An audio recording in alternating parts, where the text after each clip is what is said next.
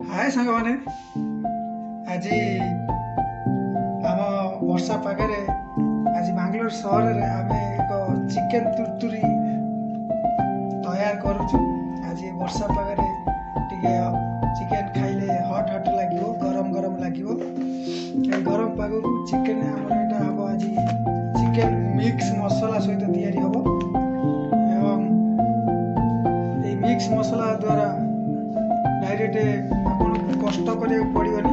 आपन चिकेन तुरतुरी को बली भाबे तैयारी प्रस्तुत होउची आम सहित जोड़ी होई रुहंतु देखिबे।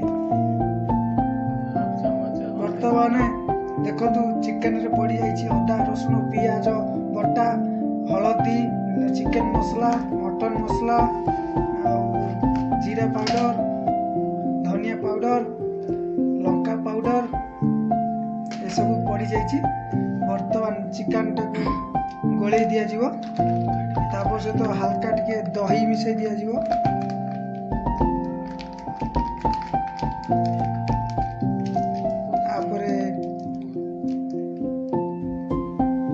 वर्तमान सब मसला पड़ी साइला परे ताकू भल से मैरिनेट करी आधा घंटा रखीदेव 30 मिनिट।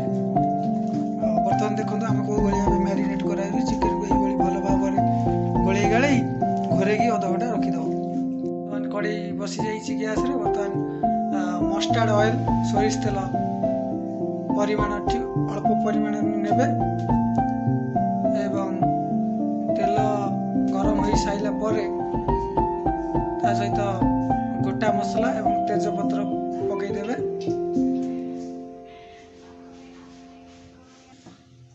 देखंतु मैरिनेट होइथिबा चिकेन को वर्तमान यही तेल रे पकई देवा।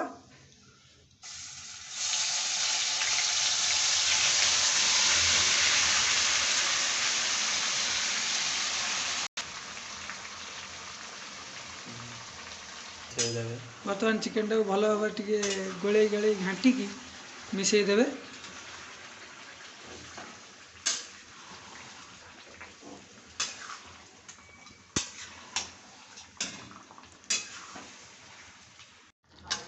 वर्तमान चिकेन टा अधा रेडी हो सारा। देखु कौ भाई बर्तमान तार कलर आसी जाइए चिकेन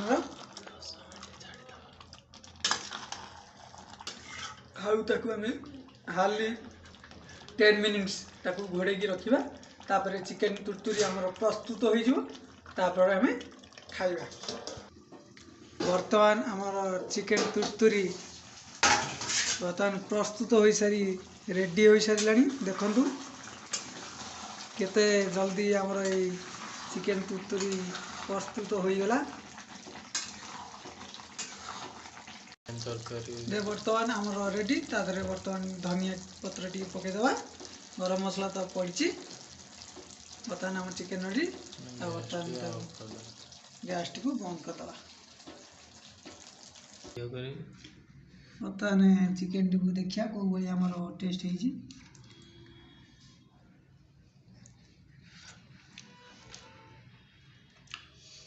एक नंबर आपण मैंने भी ट्राए करूँ चिकेन तुरतुरी आम आज वर्षा पागे तैयारी करछु। आपण मैंने भी ट्राए करूँ।